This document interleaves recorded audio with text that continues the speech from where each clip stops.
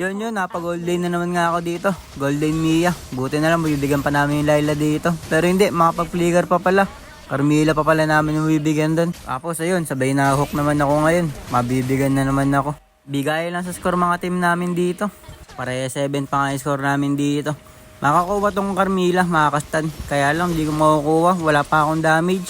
Wala pa kasi din ako ganong item dyan eh. Di rin ako nakapag-inspire. Nasa blind spot din kasi. Tapos ayun na nga, ganda nung pagkakastan doon. 3 kami. Galing nung kadita nung kalaban dito. Pahirap siya dito. On point pa yung pagkakastan niya ron. 3 kaming tinamaan. Kaya yun, natatluan kami. Tapos dito, napapaligiran na nila ako. Pero nagkamali yung kadita doon. Nakabutan ko siya. Muntik na rin ako matry doon. Buti, di ako tinamaan ng ulti ng Layla eh. Paparating na yung Harley namin. Kaya madali na sa kanya yan. Mapipitas namin yung Layla. Tapos dito naman, pre-hit ako. Di ko alam ba't di ako masyadong pinapansin ng Lapo dito eh. Napi-pre-hit ko siya, di niya ako masyadong napapansin. Inuunan niya makipagbakbakan doon sa tank namin. Ayun, kaya mabibigyan namin siya.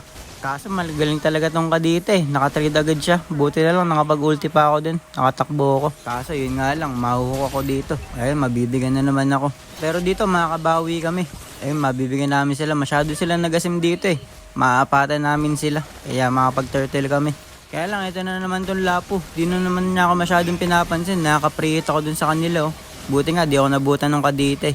Kaya makukuha namin yung turtle dun. Tapos yun dito, makipag 1v1 sa akin tong Layla. Lamang ako dun sa XP eh. Sa gold naman di masyado nagkakalayo. Pero may inspire din kasi ako dun. Kaya yan, easy push sa akin. Tapos napitas ko din siya. Tapos dito, nagkakabakbakan sila dun sa top. Masyado ako malayo, di na nga pumunta. Pinush ko na lang din to. Nakadalawang tore pa ako. Nakalamang din naman sila dun sa top. Nakatatlo din sila. Tapos yan, dito magkakalord na. Kaso nauna na naman yung XP namin dun. Magaling talaga tong kadita eh. Pero yung buti na lang dito, matetrade namin siya.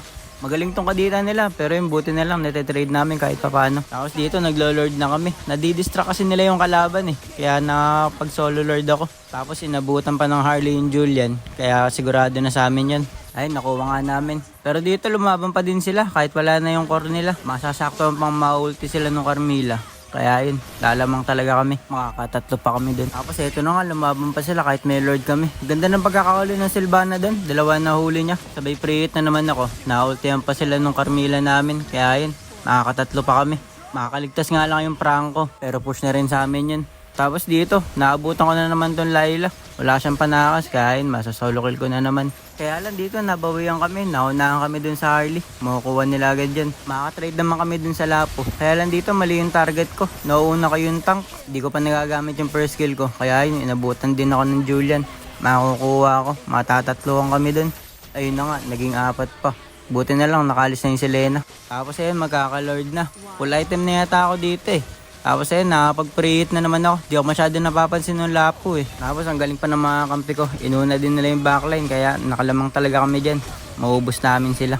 Yun nga lang dito, di namin alam kung ano yung gagawin. Kung maglo-lord ba kami o tatapusin na namin. Di rin namin sigurado kung matatapos dahil nakabuhay na isa eh. Yun na nga, akala namin mayayari na namin dito. Dahil makukuha din namin tong Julian. Kaso sakto naman paglabas ng mga minions nila. Tapos sunod-sunod na rin sila nabuhay dyan. Kaya di namin natapos. Nag-try din ako mag-tower lock kaso hindi talaga kaya eh. Buti na lang nakaalis din kami. Tapos dito ang galing ng ginawa ng Harley. Kinuha niyo yung aggro ng mga kalaban. Kaya di kami masyadong napansin na naglo-lord. Tapos nakakuha pa siya doon.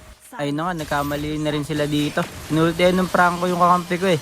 Kaya lang masyadong makunat. Wala din siyang ganong damage. Tapos tinamahan pa ng pana yung Layla. Kaya yun, makakatatlo kami dito.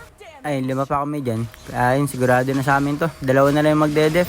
Sinubukan na lang din nila makapatay dyan. Pero di sila makakuha. 5 kaming buhay eh. Kaya tower lock na kami para matapos na din.